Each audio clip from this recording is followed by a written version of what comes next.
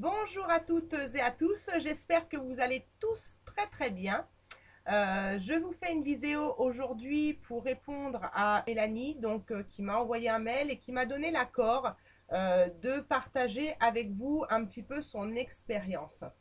Elle m'a envoyé un mail suite à la vidéo que j'ai faite sur la loi d'attraction où je donnais les priorités, dont l'une des priorités était de ne pas se plaindre et de ne pas blâmer les autres ou juger les autres, d'accord? Donc Mélanie, c'est une personne qui ne se plaignait jamais, d'accord? Donc c'est une infirmière qui a des douleurs au niveau des lombaires depuis entre 7 et 8 ans. Et donc, c'est une personne qui ne se plaignait jamais, ni au travail. Et puis, bon, bah, chez elle, elle évitait aussi de se plaindre et elle faisait son possible pour faire les travaux ménagers. Mais c'est vrai que quand elle était en arrêt maladie, elle avait forcément moins mal. Donc, effectivement, dans son cas à elle, on retrouve le bénéfice secondaire dont je parlais dans ma vidéo de jeudi dernier. Donc, le bénéfice secondaire pour elle était de ne plus aller travailler. Tout simplement parce qu'elle en avait plein le dos, c'est le cas de le dire. Hein. Si elle avait des douleurs au niveau des lombaires, l'endroit des douleurs explique aussi le pourquoi on a mal. Hein. Je me sers souvent de ce livre en thérapie, Dis-moi où t'as mal, je te dirai pourquoi, de Michel Odoul, pour essayer de comprendre aussi ce qui se cache derrière les douleurs.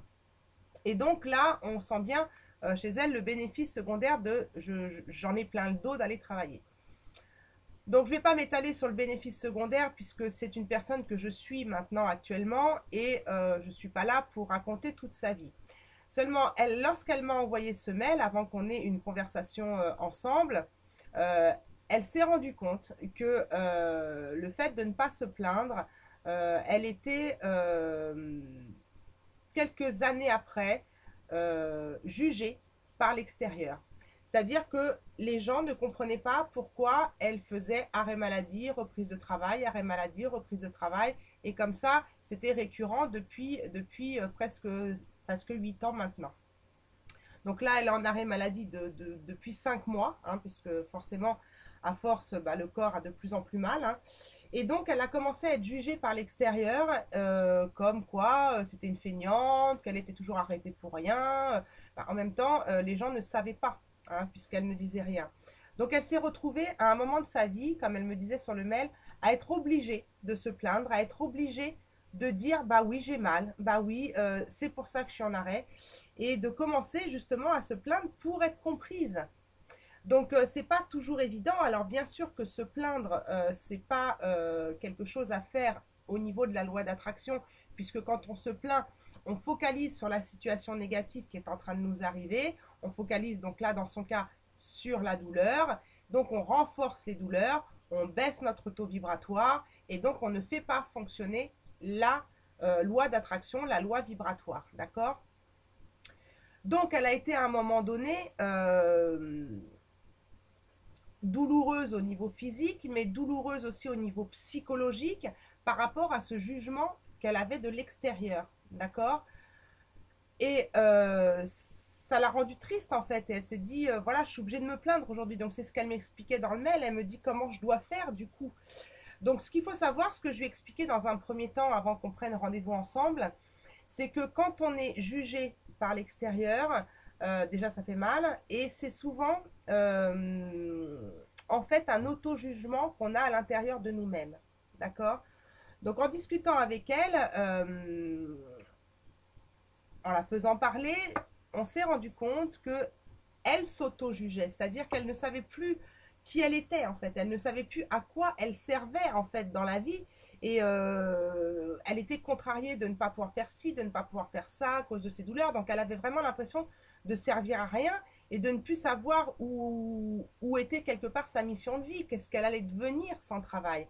Elle avait cette croyance que qu'il fallait absolument travailler dans la vie et que les personnes qui ne travaillaient pas étaient quelque part des feignants. Donc c'est ce qu'on lui renvoyait par l'extérieur. Les gens disaient c'est une feignante, elle s'arrête tout le temps, elle va d'arrêt en arrêt.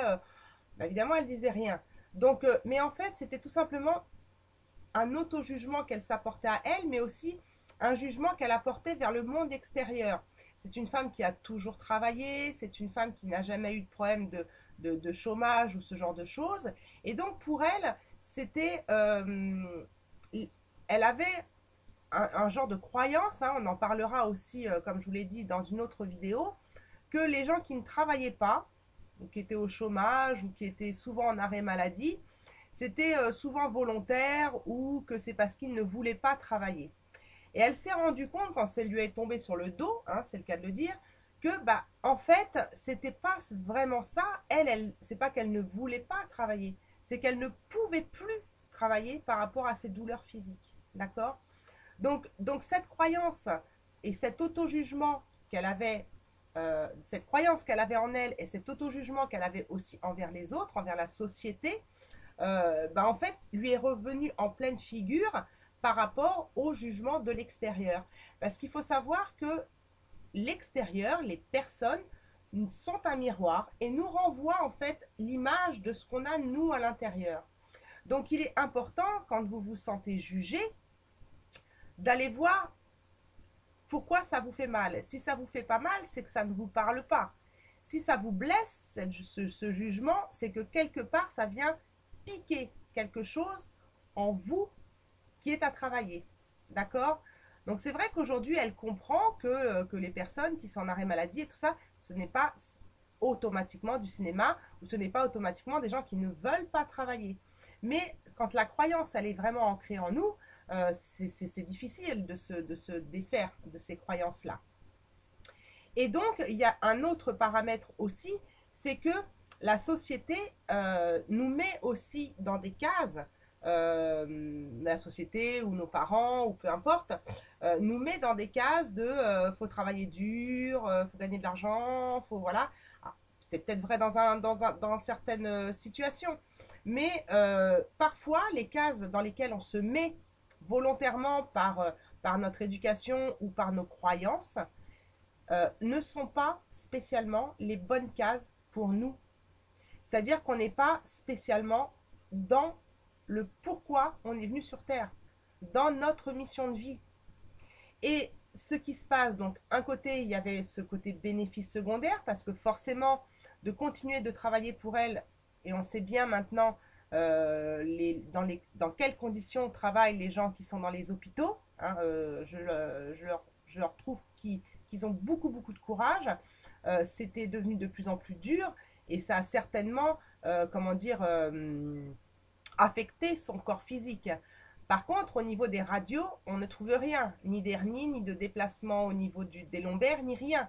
Donc c'est une douleur qui est qui a été créée. Donc c'est pour ça qu'on parle d'un bénéfice secondaire, mais qui a certainement été créé aussi par la dureté du travail. On est d'accord. Mais ce qui se passe aussi, c'est que quand il y a une douleur physique comme ça et qu'on ne comprend pas pourquoi sur les examens on ne trouve rien, eh bien c'est que notre corps est en train de nous parler. Notre corps est en train de nous prévenir que nous ne sommes pas au bon endroit, que nous ne sommes pas en train de faire les choses pour lesquelles on est venu faire. Donc notre corps nous alerte et nous dit stop, nous fait nous arrêter. Et quand on est dans cette situation d'arrêt, donc là d'arrêt maladie, hein, donc d'arrêt de professionnel, c'est volontaire de la part de notre âme d'intervenir sur notre corps physique pour nous prévenir qu'il faut réfléchir sur nous, qu'il faut se réfléchir sur qu'est-ce qu'on a vraiment envie de faire dans la vie. D'accord? C'est important et ça je le dis déjà dans mes vidéos. Quand il vous arrive comme ça des situations négatives, elles ne sont pas là pour rien. Elles sont là pour vous faire comprendre quelque chose. Alors, ou il y a quelque chose à régler à son travail avec son supérieur et tout ça, on verra dans la suite de l'accompagnement que j'ai avec elle, ou alors elle n'est pas dans la bonne case. D'accord? Donc, il y a un travail intérieur à faire sur elle pour aller comprendre ce qui se passe dans cette situation négative Et sachez que quand vous travaillez comme ça sur une situation négative, accompagné d'un thérapeute ou pas, c'est plus facile avec un thérapeute, mais vous pouvez aussi le faire seul si vous voulez, c'est d'aller chercher justement, et je le dis souvent et c'est très difficile, le côté positif de cette situation négative. Parce que si cette situation négative vous arrive, c'est qu'il y a une raison. D'accord? C'est qu'il y a une raison et c'est qu'il y a quelque chose à aller chercher. Et plus vous allez travailler, donc avec l'aide d'un thérapeute ou pas, sur vous, plus que ce soit long ou pas long, que ce soit dur ou facile, peu importe le travail que vous allez faire, cette situation négative, vous allez l'affronter, vous allez la travailler, vous allez l'analyser. Et quand vous serez sorti et que vous aurez compris pourquoi il vous arrive cette situation, vous allez ouvrir une porte que vous n'osez pas ouvrir, hein, c'est pour imager un petit peu. Et derrière cette porte se trouve la meilleure version de vous-même, se trouve votre mission de vie. Donc des fois c'est répétitif, hein, des fois on est obligé d'ouvrir plusieurs portes. Mais déjà, vous comprenez quelque chose sur vous, vous travaillez sur vous, on appelle ça du développement personnel, d'accord? Donc toutes ces cases, effectivement, qu'on nous conditionne dedans, sont pas forcément les bonnes cases pour nous. Et c'est pour ça que notre corps nous met à l'arrêt, nous dit stop, d'accord? Et, euh, et chez cette personne-là, il n'y avait pas de procrastination, il n'y avait pas... voilà, elle arrêtait pas, mais elle se culpabilisait vraiment comment dire, de ne pas pouvoir travailler, de ne pas pouvoir faire les choses. Et automatiquement, quand elle ne travaillait plus, eh ben, ses douleurs s'apaisaient. Elles ne disparaissaient pas, mais elles s'apaisaient. Donc c'est important parce que si on reste dans cette case, ben, notre corps étouffe et notre corps hurle, crie pour nous passer un message. Et c'est là qu'il faut comprendre le message. Et si on reste dans la même vie, parce qu'elle nous paraît confortable et qu'on a du mal à sortir de cette zone de confort, euh, c'est aller à sa perte en fait quelque part. D'accord? C'est un peu comme je parlais du bénéfice secondaire. On trouve des avantages à cette situation inconfortable et on reste dans cette zone de confort qui est souvent et parfois inconfortable. Mais souvent, les êtres humains ont aussi peur de l'inconnu. Donc préfèrent rester dans cette zone de confort qu'ils connaissent, même avec leurs douleurs, leurs problèmes psychologiques et tout ça, plutôt que d'aller vers l'inconnu, d'ouvrir la porte, peur de savoir ce qui va se trouver derrière cette porte. D'accord? Donc c'est le message que je voulais vous passer dans cette vidéo. Et par expérience, moi j'ai eu plusieurs reconversions professionnelles. Donc je me suis longtemps cherchée.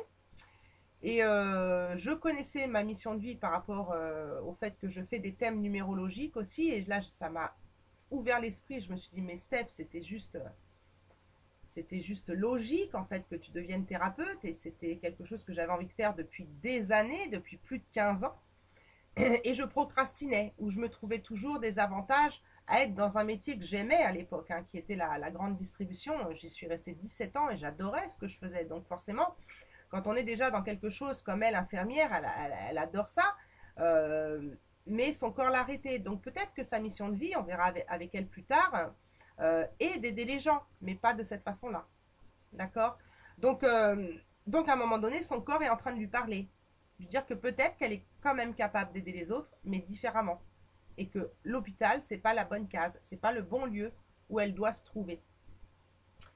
Donc, je voulais vous chanter une chanson au départ en faisant cette vidéo, qui est la chanson de Maître Gims, Si je vous gêne, bah, c'est la même. Donc, je ne peux plus vous chanter de chansons puisque maintenant Facebook bloque les chansons où il y a un son derrière qui a des droits d'auteur. Donc, je ne vais pas m'amuser à vous la chanter en a cappella. Mais donc, il en parle hein, dans cette chanson et il dit on ne m'attendait pas là où je suis venu. Bah oui, parce que des fois, les gens sont surpris qu'on change de chemin. Et donc, ils vont parfois nous juger, nous dire attention, mais non, tu es une très bonne infirmière, tu es très bien là où tu es, ne change pas de route, tu gagnes bien ta vie et tout, qu'est-ce que tu vas t'embarquer dans autre chose? Donc, ce qu'on voudrait devenir ou ce qu'on souhaiterait avoir, hein, pour revenir à la loi d'attraction. et vont nous freiner. Donc il y a le jugement des autres qui est quand même à interpréter et à analyser pour voir si nous, on n'est pas dans un auto-jugement ou si nous, on n'a pas déjà dans notre passé jugé des personnes qui étaient dans notre situation, d'accord? Deux, savoir si la personne qui nous juge, eh bien, c'est une critique positive ou une critique négative, d'accord? Il y a des personnes qui vont vous juger, entre guillemets, positivement et qui vont vous aider à avancer vers votre but, vers la personne que vous voulez être ou vers ce que vous avez envie d'avoir, d'accord? Mais sachez que vous pouvez aussi avoir des personnes qui vont vous freiner inconsciemment dans vos projets, dans ce que vous avez envie de devenir ou ce que vous avez envie d'avoir, parce que eux ne sont pas capables de faire ce changement tout seuls. Ils ont peur de faire ce qu'ils devraient faire eux pour changer. Donc, pour se réconforter et ne pas culpabiliser de ne pas réussir à faire les choses, ils vont empêcher certaines personnes de faire, elles, les choses pour ne pas se culpabiliser. D'accord? Donc, il faut vraiment faire attention aux personnes qui vont vous donner leur avis. Et donc, Maître Gibbs met dans cette chanson attendez, c'est pas là. Il y a Vianney aussi qui chante: on prend des boîtes, on y range les gens qu'au fond, jamais, jamais on ne comprend. D'accord? Donc on nous met dans des boîtes, mais on ne comprend pas, on ne comprend pas, on ne comprend pas là où on veut aller, où est notre bonheur, mais on nous met dans la case. Peu importe. C'est ce qu'on a décidé pour nous, et nos croyances nous font dire en plus qu'on est bien dans cette case-là. Donc c'est important. C'est pour ça que j'avais choisi cette chanson. C'est dommage que je puisse pas vous la chanter. Et il dit aussi, Vianney, dans ses paroles, comme l'homme est fait de 1000 boîtes, d'accord? Eh bien, ces boîtes que l'on prend ne sont jamais assez grandes. Donc, à chaque fois, on se rajoute une boîte par-dessus la boîte et on s'enferme et on étouffe, on finit par étouffer. Et c'est là que le corps finit par parler, par hurler, d'accord? Et après, donc, Maître Gims se dit, je suis trop compliqué, je ne rentrerai jamais dans vos petites cases. Je vis au jour le jour, alors je zigzague. C'est pour ça que je vous dis que moi, je me suis cherché longtemps. J'ai fait plusieurs reconversions professionnelles. J'ai zigzagué avant de trouver ma mission de vie et savoir ce qui me rendait heureuse dans la vie. D'accord? Et je peux vous dire que pendant toute cette période-là, mon corps physique a souffert énormément. Parce qu'il était tout simplement en train de me parler, en train de me dire quelque chose. D'accord? Il y a encore du boulot, mais c'est important de le savoir. Ensuite, dans la chanson, il dit aussi t'es entré dans ma vie, oh ma liberté chérie. La vie, c'est des envies. L'envie avant les avis. D'accord? Donc, oh ma liberté chérie, oui, il faut que vous vous sentiez libre. En fait, le meilleur travail professionnel, hein, je parle du professionnel puisque je parle du cas de Mélanie. Au niveau professionnel, si ça devient une corvée, ça devient trop difficile d'aller travailler, ou si inconsciemment, vous n'en avez pas conscience justement que c'est difficile, mais que vous vous retrouvez constamment en arrêt maladie, donc que constamment l'univers et votre corps vous stoppent, vous met en arrêt, c'est que vous n'êtes pas à la bonne place et que vous ne faites pas au final ce que votre âme a envie de faire, c'est-à-dire le pourquoi vous êtes venu sur Terre. D'accord? Donc, oh ma liberté chérie, c'est des envies avant les avis. Il faut que vous cherchiez quelque chose que vous avez envie. À partir du moment où vous faites un travail qui vous plaît, qui vous donne envie, donc envie en deux mots, hein, en et puis vie, qui vous donne la vie, vous n'avez pas l'impression de travailler. C'est juste un plaisir. C'est plus une corvée, c'est plus un but d'argent. Puisque de toute façon, si vous faites quelque chose que votre âme est venue faire sur Terre, l'abondance va automatiquement arriver, même si c'est un petit peu long, parce qu'il va peut-être falloir des formations, tout ce genre de choses. Moi, je me suis formée pendant longtemps et je continue à me former, et je continue à travailler sur moi, et je continue aussi à avoir des situations négatives que j'analyse, et je continue à analyser mes douleurs et compagnie, d'accord? Parce que la vie est faite, c'est un chemin sur lequel parfois il y a des grosses pierres, et puis parfois il y a des petites pierres. Donc on prend un détour, et puis on va essayer de se remettre dans notre chemin de vie. Et notre âme va toujours faire en sorte qu'on reste sur notre mission de vie.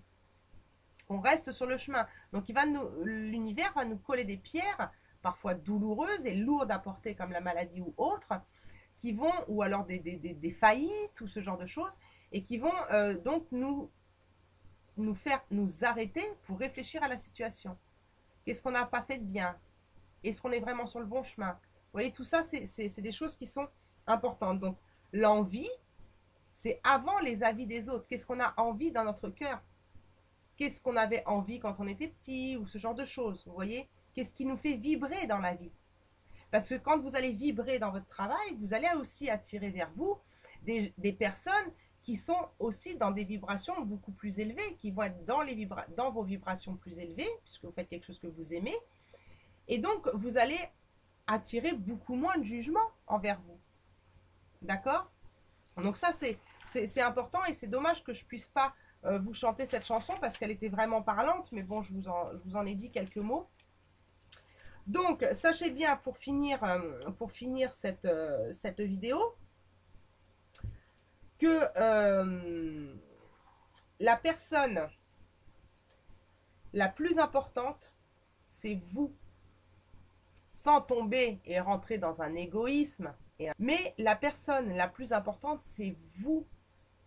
Parce que plus vous allez être bien, plus votre entourage va être bien, et plus vous allez attirer des personnes positives pour vous. Et pour ce que vous avez envie dans la vie. Ou ce que vous avez envie de devenir dans la vie. Donc c'est important de trouver votre liberté, écoutez vos envies avant les avis. D'accord? Et donc je répète bien, attention aux personnes qui vont vous freiner dans vos objectifs de vie, parce que ce seront des personnes qui auront peur que vous réussissiez ce qu'elles n'ont pas réussi à faire. C'est leur croyance, c'est leur peur, c'est pas les vôtres. D'accord? Donc voilà ce que je voulais partager avec vous aujourd'hui. C'était juste par rapport à Mélanie qui m'a permis de parler de son histoire et de vous dire aussi que oui, effectivement, le fait de ne pas se plaindre amène parfois effectivement des jugements de l'extérieur, mais que ce jugement est là aussi pour nous renvoyer le miroir de faire un travail sur nous. Peu importe le temps qu'il prendra, moi je dis ce travail sur nous, c'est toute notre vie qu'on le fait. Et plus on l'entame plus tôt, et plus il est facile à faire, et moins il dure longtemps ce travail. Donc voilà le message que je voulais passer dans cette vidéo. Je suis déçue de ne pas pouvoir vous chanter la chanson Hey, aïe, aïe, aïe. Si je vous gêne, bah c'est la même. Si je vous gêne, bah c'est la même. Donc retenez bien ça, d'accord? Si vous gênez certaines personnes, c'est pas grave. Tant que vous êtes dans une bonne vibration, tant que vous aimez ce que vous faites, tant que vous acceptez cette situation, que vous l'analysez, que vous essayez de la comprendre, ça va bien se passer. Vous allez faire émerger la meilleure personne, la meilleure version de vous-même. Et ce groupe, il est fait pour ça. Pour faire émerger, pour vous faire des prises de conscience sur la meilleure version de vous-même. D'accord? Et comprendre ce qui vous arrive dans la vie. Toutes les situations négatives ont un sens positif. Le plus dur, c'est de le trouver. D'accord? Donc, je vous laisse sur ces paroles de Maître Gims. Si je vous gêne, eh ben, c'est la même. D'accord? Je vous fais des gros bisous à tous. Et je vous dis à la prochaine fois pour une autre vidéo, un autre sujet. Gros bisous à tous. Ciao, ciao.